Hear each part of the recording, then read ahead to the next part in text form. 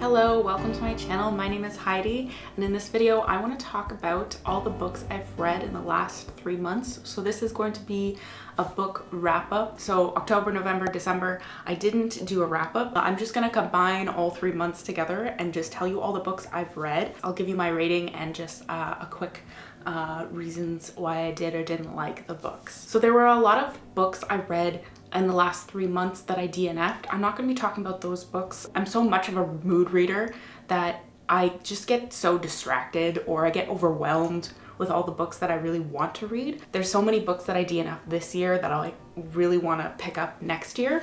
But I'm not going to be talking about those books that I DNF'd. I may mention a few, but for the most part, I don't think I'm really going to be talking about it. It's just going to be talking about the books I completed. But the first book I read in October was I'm Not Dying With You Tonight by Kimberly Joan and Gilly Segal. This book, I actually made a book review video in October. That was my first review on this channel. If you want to check that out, you can. It does take place in a high school with Lena, who is black, and Campbell, who is white. They are at a football game and a fight starts, which snowballs into rioting and looting throughout the town, and it kind of forces them to be together and both work together to get to safety and both make it safely at home. It's definitely a book that would be really great for book clubs and discussions. It does start many conversations, many good topics to have, and I really love the fact that even though it starts a good conversation,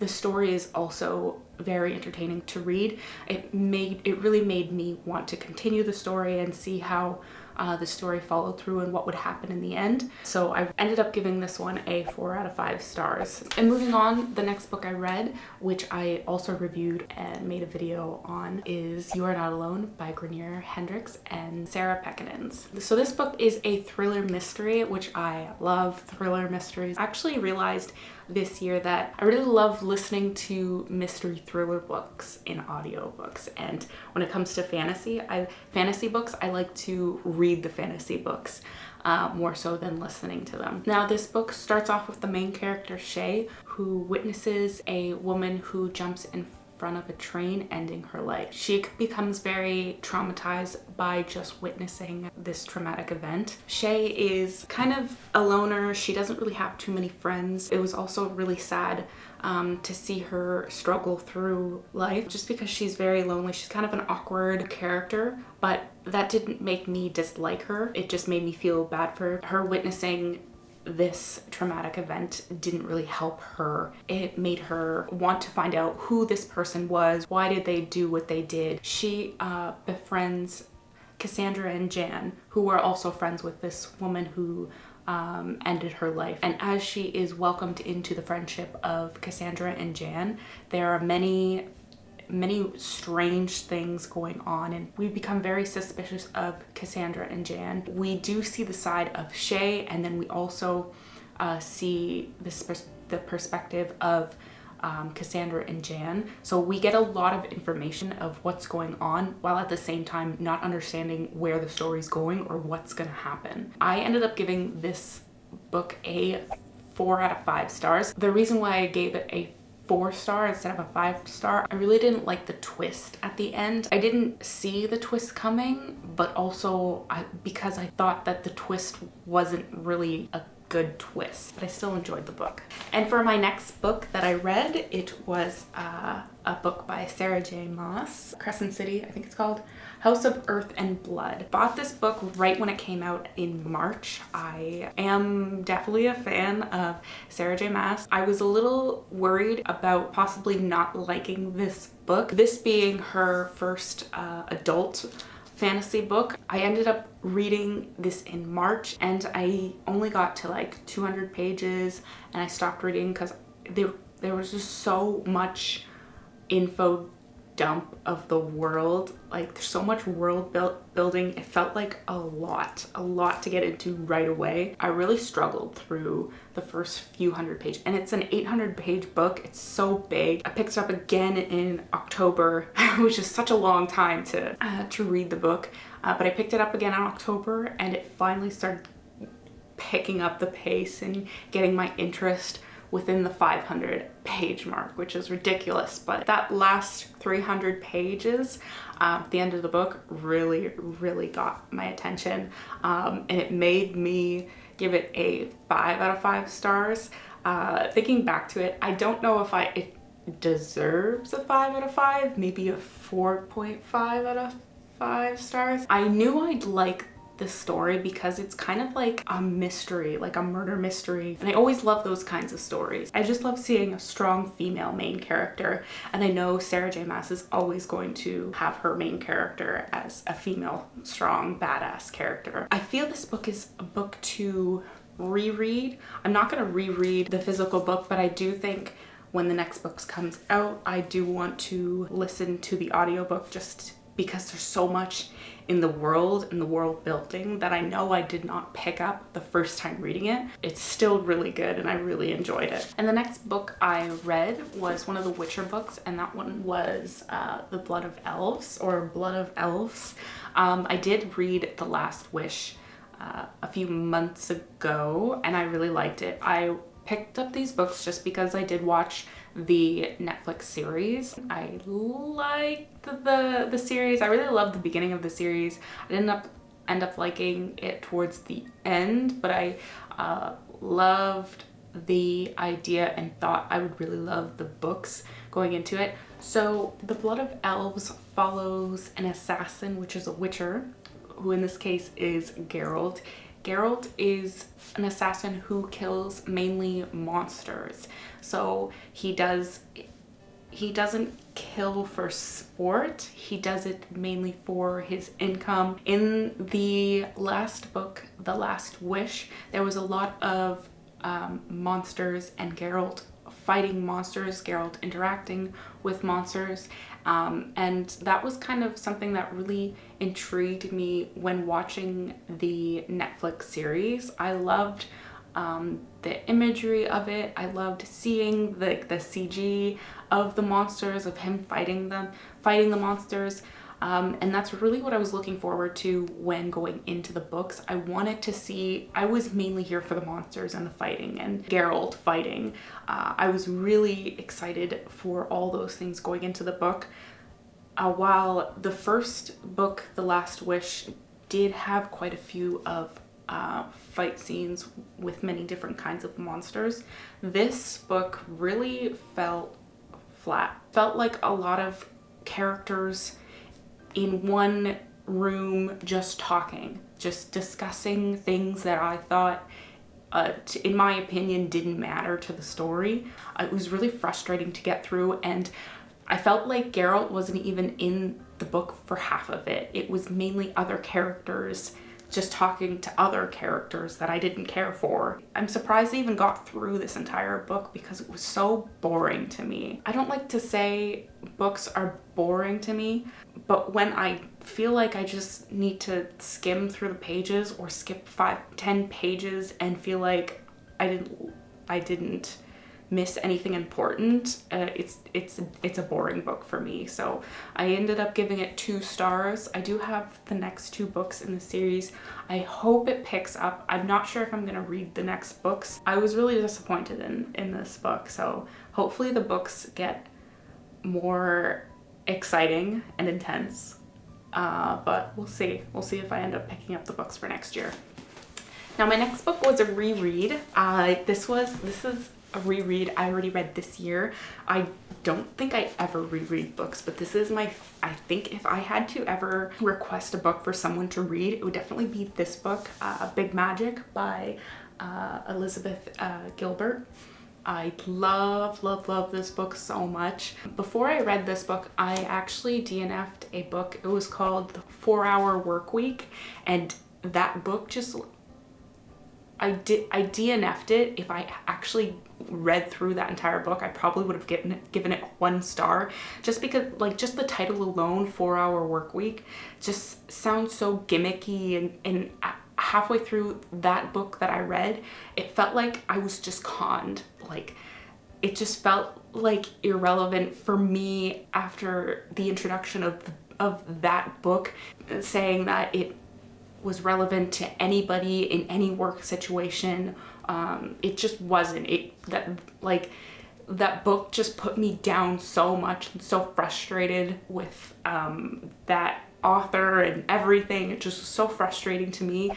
So as a palate cleanser, I picked up this book again because I knew I loved it, and I think I loved it even more the second time around I read this book. This book talks a lot about creative living. When you finish reading this book, it really makes you think, what do I want to do for myself?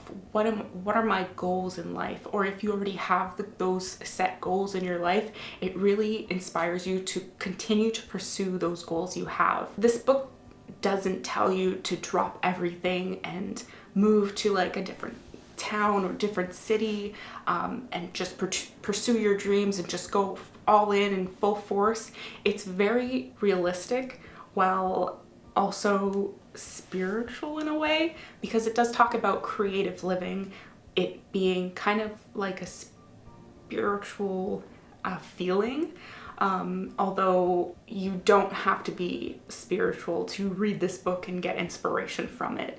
It's more of the feeling of creativity coming to you and just coming to life and you pursuing your dream. I really love the way the book is written. It's every time I read it, I get inspired to do things that I'm really passionate about. There's just so many parts of this book that's really good. It really inspires you to do all the things that you want to do and to not give up on yourself. And I think it's a really great book, and I definitely think everyone should pick up this book. The next book was an audiobook, and that was The Silent Patient by Alex Michaelides. This book gave me kind of like Gone Girl vibes, kind of. And I think this was the moment I realized I love thriller books in an audio form. I just absolutely loved it. So the story is told to us by Theo, the main character, who is a criminal psychotherapist.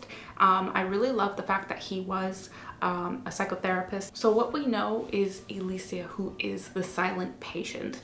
Alicia has not spoken a word since the death of her husband, who was found dead with Alicia in their home, brutally murdered with a gun. The crime scene was very brutal and really intense, and the whole premise of the book is to understand why she is the way she is and what made her murder her husband so very brutally. Well, it seemed that she had a very loving and good, perfect life. I really loved the book because it was told by a psychotherapist who was trying to understand Alicia and why she did what she did, how she really is, why is she silent now. As we're going through the story of Theo trying to help Alicia, we also get little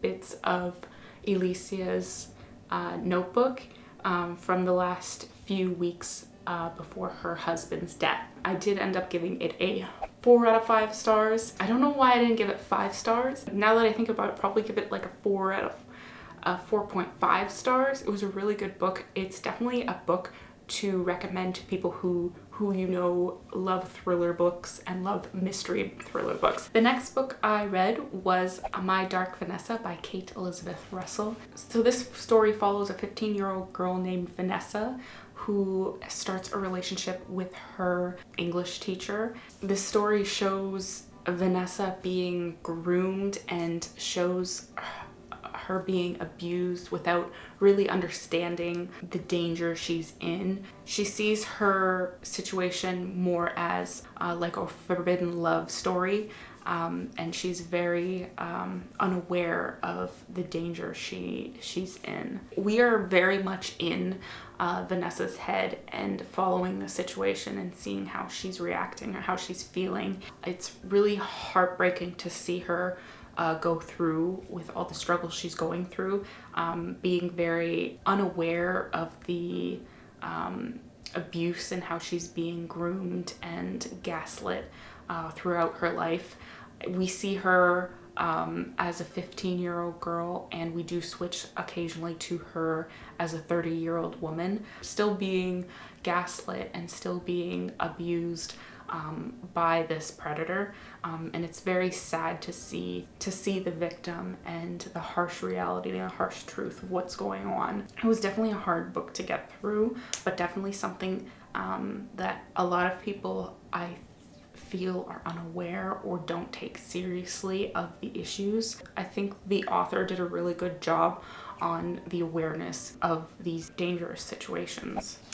Moving on to more of a slightly lighter story, I read City of Girls by Elizabeth Gilbert. I read this one because I figured I'd read more of Elizabeth Gilbert's books. City of Girls is a story told in the 1940s in New York. The story shows Vivian, a 19-year-old young adult girl, entering into the more young adult and sexualized lifestyle. It starts with her moving to New York for the first time and falling deeply in love with the city and with the people she's surrounded with. She moves in with her aunt, who is the owner of it's a theater. It's more of a middle class or lower middle class type of theater. I ended up giving this book a 3 out of 5 stars. I did really like the story. I had a lot of fun following along with Vivian and just watching her grow from a young adult to an adult. I thought it was really fun to go through. It was just a nice, fun, kind of lighthearted book to read. In November sometime, I actually got my first advanced reading copy. I was super excited about this. I've never gotten anything from a publisher before, so this is a very special time. I guess for me it was like an early Christmas present for me. The book I got is called Crown of Bones by A.K. Wilder, and the publisher is Entangled Teens. This is a very fantasy-based novel. I immediately started reading this. I've had this book for about a month now, and I immediately started reading it once I got it. I think it was really well done. I'm really excited that it was like my first advanced reading copy was a book like this. Definitely something I want to reread. I don't want to say too much about this book in this video, mainly because I do want to make a separate video of an unboxing of this book, because I did get quite a few other little knickknacks and things in the package that I got with this book. I'll explain more in detail of the story and the things that I got inside the package as well, what they are relating to the book. This book is on sale for January 5th, so it's coming up really quick. I probably will have this video posted a lot later than the 5th, to be honest. But I did want to make a separate video for this book specifically, so I'm not going to get into too much detail of the book. And moving on to another thriller book that I read, and that is Along Bright River by Liz Moore. This book follows a cop whose name is Mickey, or Michaela. She has a sister, Casey, who struggles with drug addiction, and that's largely the focus of this story, is the struggles with addiction shown not by the person who is having the struggles with the addiction, but by a family member watching and worrying. Mickey, as a cop, is always worrying about her younger sister. The concept of the story was pretty interesting, where it follows two sisters who grew up similarly in the same household in the same way, but both sisters became very different, where one is a cop who has never dealt into drugs or abused drugs in any way, and then the sister who has always struggling to be clean and sober. Often when I would have read books about drug addiction, it would talk about the drug itself and be very specific on what drug it was or how they were using it, but it never really, this novel never really gave the drug that much attention. It was more focused on the worry and the struggles that people are going through and that family bond and connection that they have. I thought the beginning was very strong, although I didn't necessarily like it towards the end. There was the family drama of the two girls, and then there was also another plot of the story where it was like she had a career dramas and conflicts that she was also dealing with. The two plots with her sister and then with her career, I don't think it really worked very well because I mainly was invested in her sister and the family and the family bond between them. The ending just dragged on and I was just kind of reading it to finish it because I just wanted it to end. I did end up giving it a 3 out of 5 stars. The next book I read was The Uglies, or just Uglies by Scott Westerfeld. I've had this book, I don't even have the physical book with me, but I've had like the book on my shelf for years. I think it was around like 2014 or 13 when everyone was into like the dystopian stories.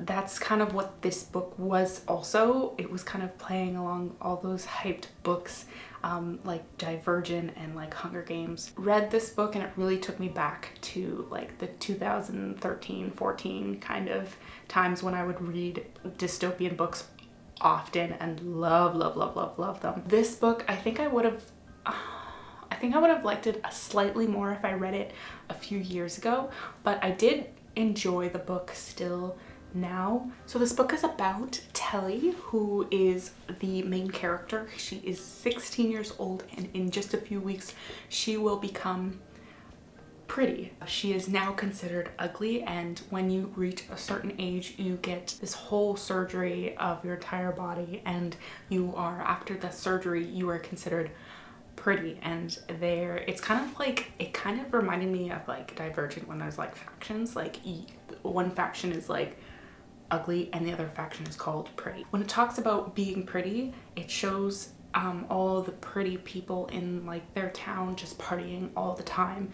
So that's what she's looking forward to. Well, now that she's ugly, she kind of lives a slightly boring life, where she's just kind of being a kid, ride on her hoverboard and play with her friends and break the rules, like slightly bend the rules and go in places they weren't allowed to. It's just kind of following this main character and in this new futuristic dystopian world. I definitely would have loved this book if I read it a few years ago, but I did still really like it in a way. I did end up giving it a 3 out of 5 stars. The ending did make me curious of how I think there's 2 other books after this book. The ending definitely did make me curious as to what's gonna happen next and what's gonna happen to Tilly and all these people she fell in love with. So the last book I finally completed is called The Chain by Adrian McKinty. This book, I've seen this book cover everywhere. I think the book cover is really ugly. Not that it matters. I was a little hesitant to start this book because I thought it would be a lot for me, because I knew going into it that it was about a lot of child kidnapping. When I get into like reading too much true crime or thriller, it like really affects me a little too much, where I need to like go into some happy fantasy story and just like lighthearted, just fun.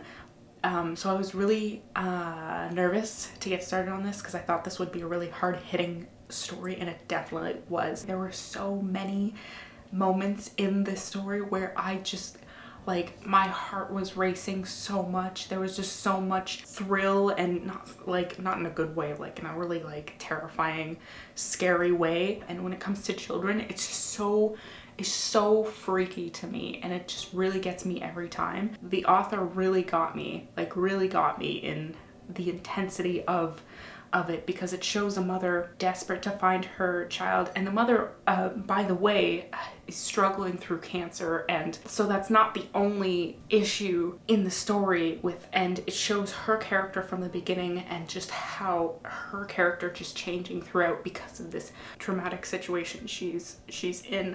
And it's really crazy to watch her go through it, of just a desperate mother trying to get her child back. And I thought the author did a really good job writing the story. Yeah, I think that's it. I think that's quite a bit. That's about 12 books that I read in the last 3 months. I hope you enjoyed this video. If you like this video, give it a like. Let me know if you read any of these books. Did you like the books that I read? Did you not? Do we share the same opinions? Do we not share the same opinions? I'd really love to know. Thank you for watching this video. If you watched all the way to the end, thank you so much. I'm so surprised. Thank you for being here, and yeah, thanks.